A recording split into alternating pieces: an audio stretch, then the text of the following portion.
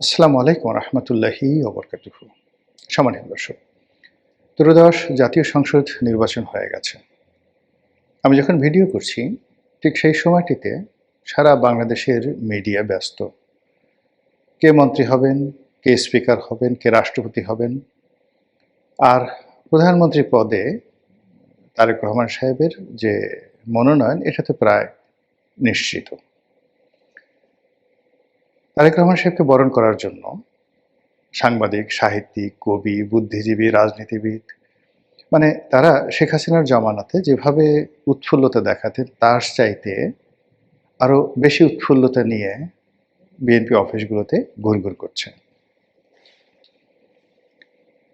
সংবাদ সম্মেলনে, বিএনপির সংবাদ সম্মেলনে নতুন কিছু ফারজানা রূপা, নতুন কিছু মোজাম্মেল বাবু, অর্থাৎ পোষ্য যে সাংবাদিক ছিলেন, যাদের অবশ্য কোয়ালিটি ছিল, লেখাপড়া ছিল। মোজাম্মেল বাবু বুয়েটের ছাত্র ছিলেন, কিন্তু এই জমানাতে ঠিক মোজাম্মেল বাবু নম্বর 2, ফারজানা ভার্সন 2 যেভাবে বিএনপি অফিসগুলোতে ঘুরপাক খাচ্ছে, হুমড়ি খেয়ে পড়েছে, তাতে করে বিএনপিকে এবং তারেক রহমান সাহেবকে ডুবানোর জন্য জামাতেরও দরকার হবে না, আওয়ামী লীগেরও দরকার হবে না। এই সাংবাদিকরাই মোটামুটি মাশাল্লাহ কিল্লাফাতে করে দিতে পারবে। যা বলছিলাম যে যখন আমরা কোনো একটা বিষয় নিয়ে খুব অতিরিক্ত কনফিডেন্স দেখাই, বিধাতা অলক্ষ্যে হাসেন। এবং এটা কখনো কখনো অতি ক্ষুদ্র বিষয় নিয়ে আল্লাহ রাব্বুল আলামিনের দরবারে যে কী সব কাণ্ড ঘটনা ঘটে যায়, সেটা আপনাকে জাস্ট একটা আমার নিজের ব্যক্তিগত জীবন এর একটা উদাহরণ দেই। প্রথমত আমি আমার নিজের জীবনে যা কিছু পেয়েছি, প্রাপ্তি কম নয়, একেবারে কম নয়। এটা এমনি এমনি এসে গেছে। আমি শুধু কাজ করে গেছি আর আমার প্রাপ্তিগুলো আমার পেছনে পেছনে এসেছে। কক্ষনো ক্ষমতা, টাকা বা অন্য কোনো কিছুর জন্য কোনো কারো পেছনে ঘুরতে হয়নি, দালালি করতে হয়নি। এমনি এমনি এসে গেছে। শুধু মেহনত করে গেছি। আর কিছু কিছু বিষয় লোভ করেছি, পাওয়ার চেষ্টা করেছি। সেই জায়গাগুলো কখনই আমার জীবনে আসেনি, হয়নি। তো এটা মনে করেন যে ২০০১ সন পর্যন্ত আমার জীবনের এরকম অবস্থা চলছে। ২০০১ সন থেকে আমি বুঝে গেছি যে পার্সু করে, কোনো কিছুর পেছনে ছুটে, দালালি করে অন্তত সবার হলেও আমার কোনো কিছু হবে না। আমার যা কিছু প্রাপ্তি সেটা অর্থবিত্ত, ক্ষমতা যা কিছু এটা এমনি এমনি আমার পিছে পিছে চলে আসবে। আওয়ামী লীগের মনোনয়ন পেয়েছি, বিশ্বাস করেন আমাকে ডেকে নিয়ে মনোনয়ন দিয়েছে। বিএনপির মনোনয়ন পেয়েছি, ডেকে নিয়ে মনোনয়ন দিয়েছে। আওয়ামী লীগ থেকে সরে এসেছি, কেউ বের করে দেয়নি। আবার বিএনপির এইবারের মনোনয়ন চাওয়াতে দূরের কথা, বরং যারা বিএনপির হাইকমান্ড থেকে মনোনয়ন নিয়ে ইলেকশন করার জন্য প্রস্তাব করেছিল, কেন জানি আমার মন টানলো না। আমি না করে দিলাম যে আমি এর মধ্যে নেই। আমার নির্বাচনী এলাকায় নির্বাচন হলো, দুজন প্রার্থী নুরুল হক নুরু, হাসান মামুন দুজনই আমার স্নেহধন্য। তারা টেলিফোন করেছেন, অন্যান্য জামাতের প্রার্থী অন্যান্য সবাই টেলিফোন করেছেন। সবাই বলল যে আপনি আসুন, সমর্থন দরকার নেই, আপনি নির্বাচনী এলাকায় আসুন। কিন্তু আসলে কখনই আমার সেই আগ্রহ হয় না। আমি সেই ২০১৮ সনে চলে এসেছি, আর ২০১৮ সনের পরে নির্বাচনী এলাকায় যাইনি। কিন্তু এলাকার যেকোনো সমস্যা, যেকোনো মানুষ প্রয়োজনে আমার কাছে আসলে আমি রেসপন্ড করেছি এবং এখনও করে যাচ্ছি, এবং যতদিন জীবিত থাকব আমার যতটুকু সামর্থ্য আছে সেই সামর্থ্য নিয়ে আমি আমার এলাকাবাসীর সঙ্গে থাকব। তো এই কথাগুলো বললাম এই কারণে যে নিয়তি এমন একটা বিষয় যে এটি মানুষের তকদিরের সঙ্গে যে কীভাবে খেলে তার একটি উদাহরণ আপনাদেরকে দেই। অনেক সময় বোঝা যায়। একবার আমি যখন ব্যবসা আমার খুব তুঙ্গে, খুব বড় একটা গ্রুপ অফ কোম্পানিজের ব্যবসা বাণিজ্য করি। তো ব্যবসা আমাকে আল্লাহ রাব্বুল আলামিন দেন, কিন্তু আমি আল্লাহকে বাদ দিয়ে আমার মাঝে মধ্যে আমি করি কি, ওই কোম্পানির মালিক, কর্মচারী তাদের প্রতি অতিরিক্ত ভক্তি দেখাই, শ্রদ্ধা দেখাই। তো এটা আসলে আমার যে ইবাদত বা বন্দিগি, আমার যে আমল তার সঙ্গে যায় না। তো একবার রোজার সামনে আমি নিয়ত করলাম যে আমি এবার উমরা করতে যাব। কিন্তু এমন সময় ওই একই কোম্পানির একটা খুব বড় ব্যবসা এসে গেল। তখন আমি সিদ্ধান্ত নিলাম যে আমি এবার আর উমরাটা করব না, 15 দিন পরে করি, 1 মাস পরে করি। আমি ব্যবসাটা সুন্দরভাবে হ্যান্ডেল করার জন্য প্রস্তুতি নিলাম। কিন্তু শেষ মুহূর্তে, যেটা একেবারে শতভাগ নিশ্চিত ব্যবসা, একেবারে শতভাগ, দীর্ঘদিন ধরে ওই কোম্পানির সবার সঙ্গে পারিবারিক সম্পর্ক, কিন্তু সেই ব্যবসাটা হলো না। আমি মেসেজ বুঝে গেলাম যে আল্লাহর পক্ষ থেকে মানে আমাকে একটা গ্রিন সিগন্যাল নয়, একটা রেড সিগন্যাল দেওয়া হলো যে you are in the bad way. তো যাই হোক, আমি সেই কোম্পানির অফিসে গেলাম এবং সিদ্ধান্ত নিলাম আমি উমরা করতে যাব। তো মালিকের সঙ্গে দেখা হলো, তিনি হাত ধরে বললেন যে রনি সাহেব, আমরা দুঃখিত, ব্যবসাটা আপনাকে দেওয়া উচিত ছিল, পাওয়া উচিত ছিল, গত 5-7 বছর যাবত আপনার সাথে করছি, কিন্তু কি করে যেন এই সিদ্ধান্তটা অন্যের পক্ষে চলে গেল। তাই বললাম যে ভাই, আপনার কোনো দোষ নেই, কোনো দোষ নেই, দোষ আমার। তো বললেন যে কেন কেন কেন? তাই বললাম যে দেখেন, আমি আসলে সারা জীবন সব কিছুর জন্য আল্লাহকে হাজির নাজির জেনেছি, রিজিকদাতা হিসেবে আল্লাহকে মান্য করেছি। এইবার প্রথম আল্লাহর পরিবর্তে আপনাকে একটু বেশি প্রিভিলেজ দিয়ে ফেলেছিলাম অন্তরে অন্তরে। ফলে আল্লাহ আমাকে একটা শিক্ষা দিয়েছে। তার ওখান থেকে সালাম করে, মানে সালাম দিয়ে আমি উমরা করতে চলে গেলাম। তো অবাক করার বিষয় হলো যে সেই মালিক, তখন আমি যে কথা বলছি, তিনি অনেক বড় ব্যবসায়ী ছিলেন। আমি তখন সবেমাত্র শুরু করেছি। কিন্তু পথ পরিক্রমায় আল্লাহ আমাকে এমন একটা জায়গাতে নিয়ে এসেছেন যে সেই মালিক তিনি মারা গেছেন। তার সন্তান সন্ততিরা ঠিক মনে করেন যে, ইস! আমরা যে একটু গোলাম মোল্লা রনি হতে পারতাম। তো এই হলো দুনিয়ার অবস্থা। তো সেক্ষেত্রে আল্লাহর একটা প্ল্যান থাকে। রাজনীতির একটা প্ল্যান আছে। এই ধরুন তারেক রহমান সাহেবকে নিয়ে আল্লাহর যে একটা প্ল্যান ছিল, এটা শেখ হাসিনা বুঝতে পারেননি। কিংবা ডক্টর মোহাম্মদ ইউনূসকে নিয়ে আল্লাহ রাব্বুল আলামিনের যে প্ল্যান ছিল, সেটা শেখ হাসিনা বুঝতে পারেননি। এমনকি শেখ হাসিনাকে নিয়ে আল্লাহর যে প্ল্যান, এটাও তিনি বুঝতে পারেননি। আরও অবাক করার ব্যাপার হলো, আগামীতে শেখ হাসিনাকে নিয়ে যে প্ল্যান, সেটাও আমরা বুঝতে পারছি না। এভাবে সমাজে অনেক কিছু মিরাকেল ঘটে। আর এই কথাগুলো বললাম মূলত জামাতকে নিয়ে। জামাত ক্ষমতায় যাওয়ার একেবারে উদগ্র বাসনা তারা পোষণ করেছিল।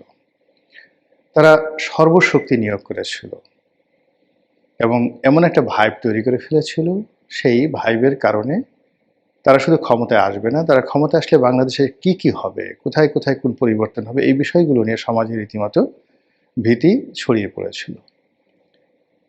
কিন্তু ব্যক্তিগতভাবে আমার কাছে কখনোই মনে হয়নি জামাত ক্ষমতায় যেতে পারবে, বিভিন্ন কারণে। প্রথমত যে গত সেই 2009 থেকে আজ অবধি, কিংবা তারও আগে সেই 1986 যখন আমার সাংবাদিকতার জীবন শুরু, তখন থেকে জামাতকে চিনি, ঘনিষ্ঠভাবে চিনি। জামাতের বহু নেতা, তাদের সঙ্গে একান্তভাবে মেলামেশা করার সুযোগ হয়েছে। ওই দলটিকে বোঝার ক্ষমতা হয়েছে। আর বাংলাদেশে ইসলামী রাজনীতি কিভাবে পরিচালিত হয়, এটা among the politician and political analyst here in Bangladesh, আমার কাছে মনে হয় যে আমি এই বিষয়টা নিয়ে যত চিন্তা ভাবনা করি, আর এই বিষয়ে আমার যত গবেষণা রয়েছে, যত মেলামেশা রয়েছে, আন্ডারস্ট্যান্ডিং রয়েছে, এটি অন্য কোনো পলিটিশিয়ানদের মধ্যে আমি দেখিনি, হয়তো কেউ থাকতে পারেন। তো সেই দিক থেকে আমার কাছে মনে হয়েছিল যে জামাত ক্ষমতায় এইবার আসছে না। এর কারণ হলো, জামাতের সঙ্গে অতি উৎসাহী কিছু লোক জুটে গিয়েছিল। যেমন ধরুন, বাংলাদেশের একজন সাংবাদিক, যাকে মজলুম সাংবাদিক হিসাবে সবাই মনে করেন, মূলত তিনি বিএনপি পন্থী। কিন্তু হঠাৎ করে তিনি জামাতের প্রতি অতিরিক্ত যে পক্ষপাতিত্ব দেখালেন, জামাতের মেন্টর হয়ে গেলেন, এটা জামাতকে অন্যান্য অনেকের কাছ থেকে দূরে সরিয়ে দিয়েছে। কেননা মজলুম সাংবাদিক মাহমুদুর রহমান নিঃসন্দেহের সাথে আমার সঙ্গে তার খুব ভালো সম্পর্ক, কিন্তু তার বন্ধুত্ব মানেই তার যে অপোনেন্ট যে গ্রুপ, তারা শত্রু হয়ে গেছে জামাতের। তো এই যে ইন্টেলেকচুয়াল লেভেলে জামাতের যে শত্রুতা, সেই শত্রুতা জামাত মোকাবেলা করতে পারেনি। অথচ এই যে ইন্টেলেকচুয়াল লেভেলে গত 20-30 বছর ধরে জামাত যেভাবে একটা, যাকে বলা হয় পিআর, পাবলিক রিলেশন তারা করে ফেলেছিল, এটা এই গত 17 মাসে ভেঙে চুরে চুরমার হয়ে গেছে। বিদেশে ইলিয়াসের মতো মানুষ, পিনাকির মতো মানুষ, এদের সাথে জামাতের যে দহরম মহরম, বা এরা যে ভাষায়, যে অশ্লীলতা নিয়ে মানে জামাতের প্রতিপক্ষ, বিএনপি, আওয়ামী লীগ, বিভিন্ন মানুষের ব্যক্তিগত জীবন, যেভাবে তারা নিজেদের অশ্রাব্যতা, অশ্লীলতা তারা সমাজে প্রচার করেছে। ফলে এই যে গত 20, 30, 50 বছর, 100 বছরে বাংলাদেশের ইতিহাসে এদের মতো অশ্লীল, অশ্রাব্য, ভয়াবহ মানুষ এই বাংলাদেশে আর দ্বিতীয় কেউ নেই।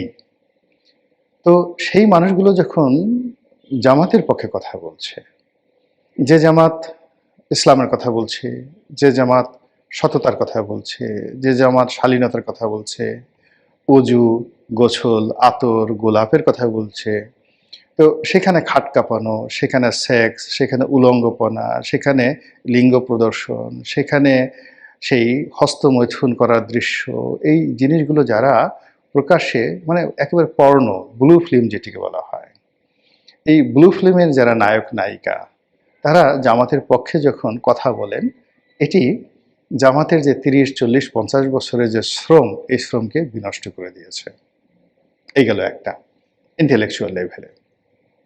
ফলে জামাতের যে সফট পাওয়ারগুলো হতে পারতো বা থাকতে পারতো, সেই সফট পাওয়ারগুলো ধীরে ধীরে দূরে সরে গেছে। যেমন ফর আমার কথা চিন্তা করেন, এখন আমি আওয়ামী লীগে ছিলাম, কিন্তু এই যাকে বলা হয় সেখানে থেকেও কিন্তু জামাতের ইসলামাইজেশন, জামাতের নম্রতা, ভদ্রতা আমাকে মুগ্ধ করত। জামাতের প্রতি যে মজলুম যে চালানো হতো, তাদের প্রতি অত্যাচার চালানো হতো, এটা আমাকে খুব ব্যথিত করতো। আমি তাদের প্রতি সিম্প্যাথাইজ ছিলাম, তাদেরকে নিয়ে বহু লিখেছি, বহু কথা বলেছি। ফলে জামাতের আজকের যে অবস্থান কিছুটা হলো আমার তো অংশগ্রহণ আছে, কিন্তু আমি কি করলাম, এই গত 17 মাসে যখন দেখলাম যে ইলিয়াসের মতো লোক জামাতকে সমর্থন করছে, পিনাকির মতো মানুষ জামাতকে সমর্থন করছে, তারা তাদের পীর হয়ে গেছে, সেখানে দেখলাম যে না, আমার আসলে এখানে মানায় না। একই অবস্থা বিএনপির ক্ষেত্র প্রযোজ্য। বিএনপির জন্য ফাইট করেছি, বহু ফাইট করেছি, আমার জীবনকে বাজি রেখেছি, ঝুঁকে নিয়েছি, কিন্তু সেই জুলাই আগস্ট বিপ্লবের পরে যখন বিএনপির লোককে দেখলাম, তারা দৌড়ে চাঁদাবাজিতে চলে গেল এবং তাদের অনেকের যারা আমার অফিসে আসতেন, আমার সঙ্গে একটু কথা বলার জন্য, দেখা করার জন্য দিনের পর দিন অ্যাপয়েন্টমেন্ট নিয়ে আসতেন যে ভাই রনি ভাই একটু দেখা করবো, একটা টেলিফোন করে দেন, ওটা করে দেন, বড় বড় মানুষ, এখন তাদের হয়তো সবাই মন্ত্রী হবেন, আমি যাদের কথা বলছি। এই মানুষগুলো গত 17 মাসে দেখে হাতে গোনা 2-1 ছাড়া সবাইকে দেখে আমার খুব অচেনা মনে হলো। আমার সঙ্গে তাদের যে পরিচয় ছিল, একথা বলতেও আমার এখন ভয় লাগছে। এই সমস্ত ক্ষেত্রে কি হলো, আস্তে করে নিজের মান সম্মান নিয়ে এদের থেকে আলাদা হয়ে গেলাম, যেভাবে জামাত থেকে আলাদা হয়ে গেছি। আপনার কি মনে হয়, এই আমি বা আমার মতো এরকম যদি শত শত মানুষ, হাজার হাজার মানুষ যারা মানুষের মন এবং মস্তিষ্কের উপর প্রভাব রাখতে পারে, প্রচার করতে পারে, একটা ন্যারেটিভ তৈরি করতে পারে, কখনো পক্ষে বা বিপক্ষে, এই মানুষগুলো গত 17 মাসে জামাত থেকে সরে পড়েছে। তো সরে পড়ার পরেও তারা ডাকসু নির্বাচন বা এই নির্বাচনে ভীষণ রকম যাকে বলা হয় তারা যে সফলতা দেখিয়েছে, ভোটের মাঠে তারা যেভাবে সাহস নিয়ে দাঁড়িয়েছে, এটি রীতিমতো আমার কাছে বিস্ময়কর। আমার ধারণা ছিল তারা ভালো করবে, কিন্তু এতটা ভালো করবে, 70টা সিট পাবে, আমি আসলে জামাতকে কখনো 30-35টার বেশি সিট দিতে আমার মুখ দিয়ে কথাই ধরনের কথা বের হতো না, কিন্তু তারা সেখানে এতগুলো সিট পেয়ে গেছে। এই সিট পাওয়ার সঙ্গে সঙ্গে ইসলামী রাজনীতিতে রীতিমতো বাংলাদেশে যে চ্যালেঞ্জ তৈরি হয়েছে, মানে বিএনপির জন্য চ্যালেঞ্জ তৈরি হয়েছে আওয়ামী লীগের জন্য, সেই ক্ষেত্রে যে স্পেসটা তৈরি হয়ে গেছে ইসলামী রাজনীতির জন্য, আপনি দেখবেন এই চরমোনাই থেকে শুরু করানো সবাই, তাদেরকে ইচ্ছাই হোক অনিচ্ছাই হোক জামাতের নেতৃত্বে আসতেই হবে। 2 নম্বর হলো যে এই যে জামাত এই সময়টাতে তারা বুঝতে পেরেছে যে গত 17 মাসে তাদের যে সকল নেতারা তাফালিং করেছে, রাজশাহী বিশ্ববিদ্যালয়, ঢাকা বিশ্ববিদ্যালয় যে দাপট দেখিয়েছে, ঢাকা কলেজে তাদের নেতাকর্মীরা যে দাপট দেখেছে, এটা তাদের ভুল ছিল। এবং এই সময়টাতে আগামী 6-7 মাস, 1 বছর জামাতের উপর যথেষ্ট অত্যাচার চলবে, এটা লিখে রাখেন, এবং জামাত সেটা কাটিয়ে উঠবে এবং এই তারা যতবার আবার অত্যাচারিত হবে, মজলুম হবে, তাদের জনপ্রিয়তা বাড়তে থাকবে এবং আগামীতে যে নির্বাচন হবে সেই নির্বাচনে জামাত ক্ষমতায় যাওয়ার জন্য তারা ক্ষমতার দৌড়ে ১ নম্বরে এগিয়ে থাকবে। এতে কোনো সন্দেহ নাই। এবং আগে বিএনপির সাথে জামাত জোট করত বা আওয়ামী লীগের সঙ্গে তারা জোট করেছে ইতিপূর্বে বা জাতীয় পার্টির দাবিদারি করেছে। দ্য ডেজ ইজ কামিং যখন দেখবেন যে জামাত প্রাইম ফ্যাক্টর থাকবে, তাদের সঙ্গে বিএনপি অথবা আওয়ামী লীগ তারা জোট করবে। এখন যেভাবে জামাতের সঙ্গে এনসিপি জোট করেছে। কথাগুলো বললাম, লিখে রাখেন, ডেট। বাঁচি বা মরি, আমার কাছে মনে হচ্ছে আল্লাহ রাব্বুল আলামিন হয়তো বাঙালি জাতিকে নিয়ে একটা নিদারুণ খেলা খেলছেন। আল্লাহ আমাদের সবাইকে হেদায়েত দান করুন এবং হেফাজত করুন। আসসালামু আলাইকুম ওয়া রাহমাতুল্লাহি ওয়া বারাকাতুহু।